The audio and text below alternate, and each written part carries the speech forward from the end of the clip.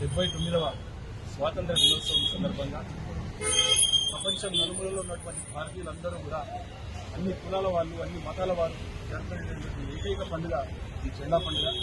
ఈ పండుగను పురస్కరించుకొని ఈరోజు కుకట్పల్లి నియోజకవర్గ పరిధిలోని ఒండిపేట డివిజన్లోని అస్మంపేట చౌరస్తా వద్ద ఇక్కడ జెండా కార్యక్రమాన్ని ఏర్పాటు చేయడం జరిగింది. మన చోట్ల జెండాలు ఎగరేసిన తర్వాత ఇక్కడ స్థానికులందరికీ కూడా భోజనం ఏర్పాటు చేద్దామనే ఆలోచన వచ్చింది. ఆలోచనలో భాగంగా దాదాపు 1000 మంది పైసలకు జనాలకు ఇక్కడ భోజనాలు ఏర్పాటు చేయడం జరిగింది.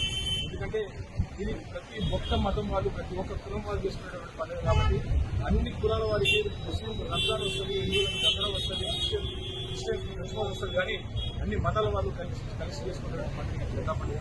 ఈ జెండా పండుగ అందరం కలిసి ఇలాగే ఎప్పటికి కూడా మేమందరం ఐకమత్యంగా ఉంది.